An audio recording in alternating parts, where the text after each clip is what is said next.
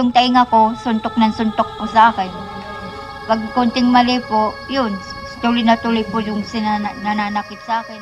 Usap-usapan ngayon, ang nalalapit na paglabas ni Franz Ruiz sa kulungan ng Senado, at ang paglipat nito sa bilibid kasama na ang mister nitong si Pablo Ruiz.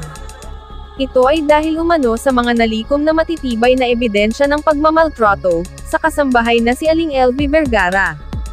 Sigaw ng sambayanan, bitay raw ang nararapat na hatol, o di kaya ay ang pagdodonate umano ng mata ni Franz, sa nabulag na mata ni Aling LV.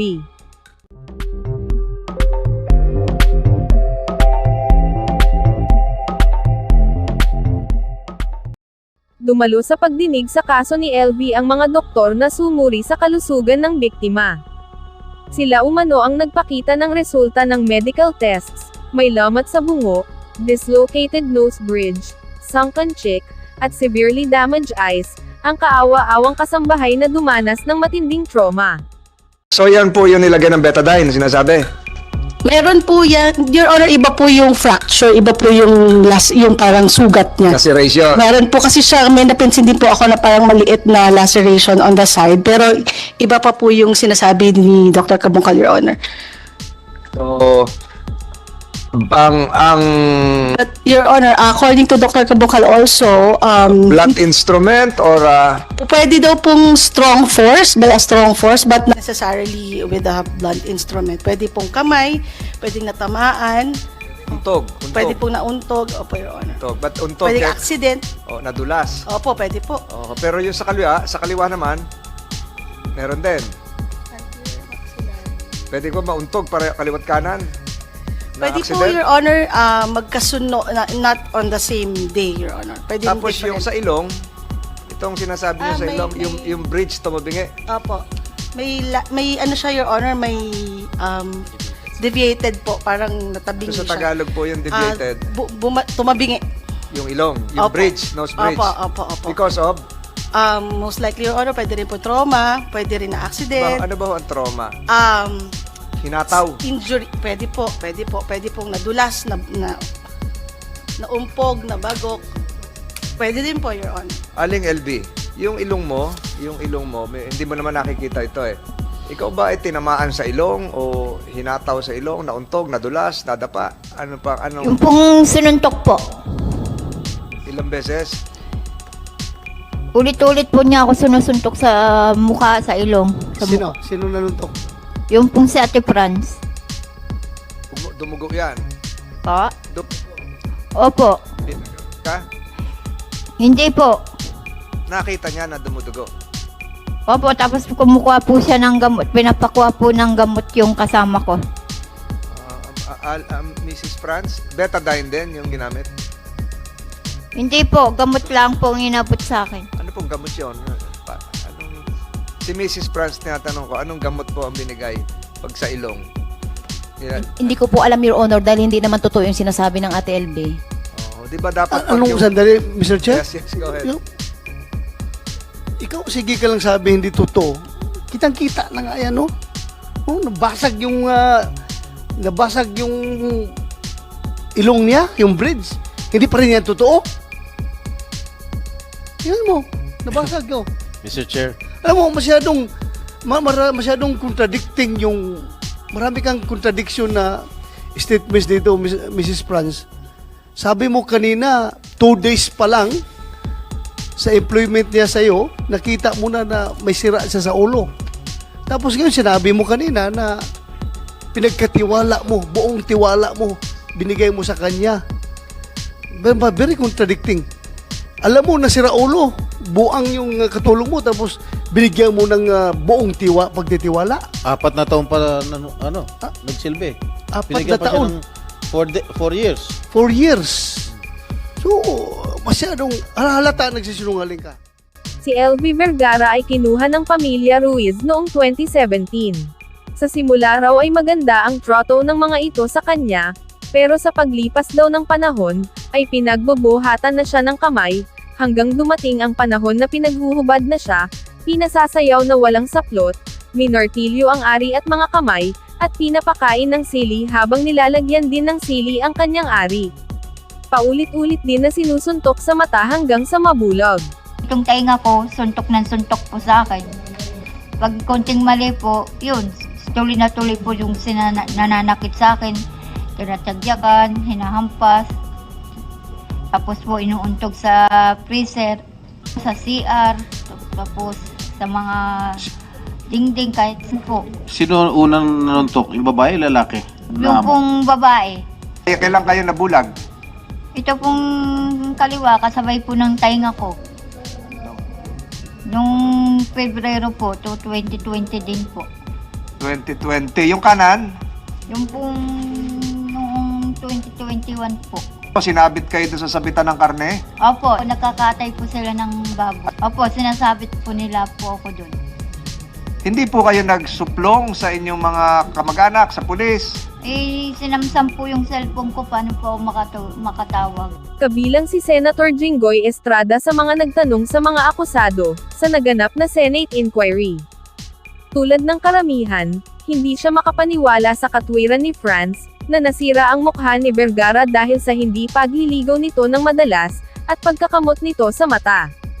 Yung mga sugat niya po, yun yung tamad po siya maligo. Minsan inaabot ng 4 na araw, 5 araw siya maligo. Tapos po, yung mga sugat-sugat po niya na yan, nakakamot niya po. Nanindigan naman ang mga testigo, na mayroon talagang brutal na pagmamaltrato na ginawa ng pamilyang Ruiz, sa kasambahay na si Aling LV. Sa panununtok, pananakit kay Aling LV ni Ginang Franz. Primero na yan, bago ako nagpasok doon, sinuntok siya. Sinuntok, sipa, tadyak, untok sa CR, tsuk-tsuk sa loob ng CR sa duro. Hindi kasi ulitin mo ano. Nandun ka rin sa CR, nakita mo? Opo.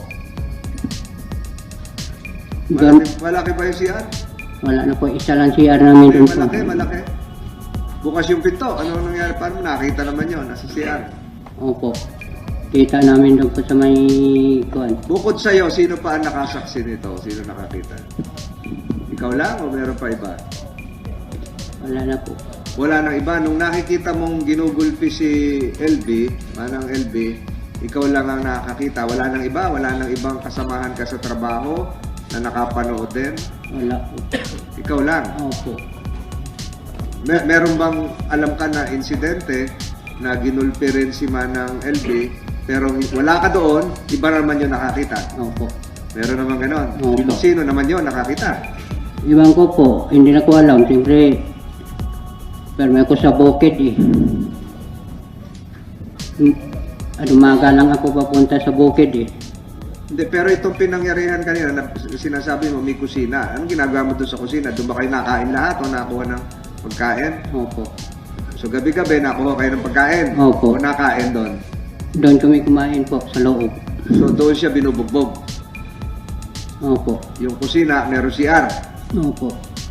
Eh di marami kayong nakain doon. Ilan ba kayo Dami nagtatrabaho? Dami kami doon po. Marami. So bakit ikaw lang ang nakakita kung marami nagtatrabaho? May nakita na ko siya po eh. Ano? Pakiulit? Nakita na ko siya po. Di ko na. Nakita mo siya. Opo. So nung nandun ka, ikaw lang yung nakain doon. Opo, pero marami kami. Marami kayong nakain pero ikaw lang nakakita doon sa CR. Opo. Hindi ba siya sumisigaw? Ayaw ko po eh. Ha? Ayaw ko po. Hindi sumisigaw si LB nung sinasaktan siya. Sabi niya, tama na te. Oh, hindi naririnig ng iba pang kumakain. Sige naman kakain po eh. Paano ulit? Sige naman nila kumain eh. Sige lang. Naririnig nila. Narinig nila po. Pero ikaw nakita mo. Opo. Siguro mamaya pag dumating si Manang LB, si mag-asawang Ruiz ay ihilingin ng committee ito, ituro mo kung sino yung Ruiz spouses. I'd like to acknowledge the presence, arrival of Senator Rafi Tulfo, also a member of this committee. Morning, Your Honor. So ituloy mo. So nakikita mo, pag nakita mo yun, tuloy ka rin kain. Opo. Hindi kayo nag-usap ni LB na, LB, magpatingin tayo sa doktor, samahan kita. You know, wala kayo. Wala po. Wala yan. Opo. Ikaw ang naghahapon, nagtatanim mo, ano? Hindi po. Tatabas. Kami na kuha na baba ng mga gulay sa Palengke. palengke. Ayun. So, nagtrabaho ka. Kung nagtrabaho ka sa mag-asawang Ruiz sa Mamburao, di nakakilala ka ba ang LB Vergara? Opo. Ano ibig sabihin nakilala mo? Nakasama mo sa trabaho? Opo. Kasama ng trabaho yun. Ha? Kasama ng trabaho. Kasama mo sa trabaho. Ibig sabihin, isang bahay lang ang tinitira nyo. Opo. Araw-araw nakikita mo siya. Araw-araw po. Araw-araw nakikita mo. At doon sa mahigit isang taon ka mong nagtrabaho doon sa mag-asawang Ruiz, nung unang punta mo doon, sino nauna sa inyo? Nung LB Vergara, ikaw o siya? Opo. Anak mo siya. Oo. Tinatnan mo na lang. Na inabutan mo na lang siya doon. Opo. Ayun. Nung inabutan mo siya doon, nauna siya, hindi mo alam kung gano'ng matagal. Nakakita pa siya noon? Opo. Yung dalawang mata, nakakita pa. Opo.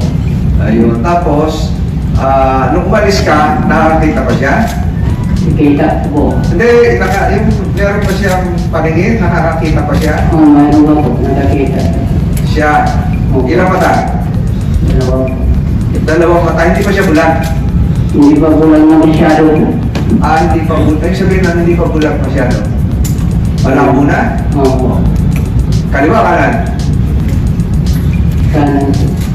Kanan. Pero, nung nandoon ka, meron ka bang pagkakataon na nakita minanakit kay LB Vergara? Opo. Nakita mo na may sinaktan? Opo. Sino ang nakita mong nanakit? Si Fran po. Ranch. Yung babae. Opo. Paano, with information po. Go ahead. Paano nanakit si Aling Franz, si Ma'am Franz? Anong ginamit niya? Nanuntok ba? Opo. Nanuntok. Sarili niyang kamaho? Nanuntok. May ginamit pa siyang mga instrumento, katulad ng kahoy, bakal, binumbok sa ulo niya. Opo. Ano nga? Sabihin niyo sa akin. Tapos po, Sagutin niyo muna yung tanong ko, anong mga instrumento ginamit niya para ipapukpok sa ulo ni Aling LB? martilyo po. Martilyo. Martilyo. Martilyo? Opo. Saan pinartilyo? Doon sa Central Estrada. Saan pinartilyo? Sa ulo? Sa mata? Saan? Sa, lang po, dito lang po, sa likod. Sa likod. Oh. Ano pa? Sinantok ka siya. Sinantok ka siya po. Sinandok? Sinantok siya po. Sinuntok? Opo. Saan? Anong parte ng katawan? Sa katawan ko ng mata. Sa mata? Nino. Marami po. Ng babae? Ano pa? Anong ginawa mo na? Hindi ka umawat? Hindi ka humingi ng tulong? Hindi mo sinabihan yung amo mo na Franz na, ma'am, tama na po yan. Hindi po. Bakit? Natakot ako po eh. Ba't ka natakot? Alam mo nung minamaltrato yung kasama mo sa bahay? Balik ako na hindi kami mag-away. Wala kang ginawang aksyon. Paano nag-away? Pakiulit? Ayaw ko nga mag-away po eh. Kaming dalawa eh. Hindi pa tayo. Natakot ko eh. Siyempre mag-ayan. Okay. Mang Dodong. Kaya nga ay posibleng sa bilibid na ang bagsak ng dalawang amo, at hindi na papatagalin pa ang nasabing Senate hearing, dahil tagilid na ang kampo ni Franz at Pablo Ruiz. Kaya sigaw ngayon ng sambayanan, ay nararapat lamang daw na pagbayaran ni Franz ang nabulag na mata ni Aling LB, sa pamamagitan ng pag-donate nito ng kanyang mga mata, kapalit sa nasirang mata ni LB, dahil sa kanyang pagmamaltrato. Kung ikaw ang tatanungin or hingan ng iyong opinyon, bukod sa makukulong ang mag-asawang Franz at Pablo Ruiz, ay dapat lamang bang bayaran ng pera ng mag-asawa ang nabulag na mata ni LB? O bukod sa habang buhay na pagkakulong, ay idodonate mismo ni Franz ang kanyang mga mata, para magkaroon ng kinabukasan at makakita pang muli si Aling LB. I-comment lamang po ang inyong opinyon.